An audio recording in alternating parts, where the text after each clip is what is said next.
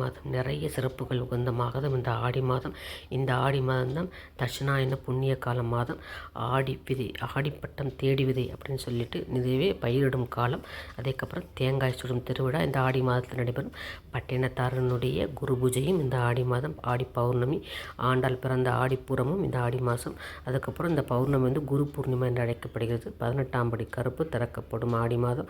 18ஆம் அதே மாதிரி எல்லா கோயில்களுக்கும் வளைகாப்பு நடைபெறும். ஆடி செவ்வாய் கொழக்கட்டை, ஆடி அமாவாசை, அதாவது ஆடி பெருக்கு, அதுக்கப்புறம் ஆடி கிருத்திகை முருகருக்கு, அதுக்கப்புறம் ஆடி தபசு சங்கரன் கோயில் விசேஷம், அதுக்கப்புறம் நாக சதுர்த்தி, நாக பஞ்சமி, கருட பஞ்சமி எல்லாமே இந்த மாதத்தில் வருகிறதாம். நாயன்மார்கள் குரு பூஜை சுந்தரமூர்த்தி நாயனார், கோட்புலி நாயனார், சேரன்மான் பெருமான் நாயனார், கூற்றோ நாயனார், மூர்த்தி நாயனார், கலிய நாயனார், புகசோழ நாயனார், அதுக்கப்புறம் வரலட்சுமி நோன்பு எல்லாமே இந்த மாதம் தாங்க.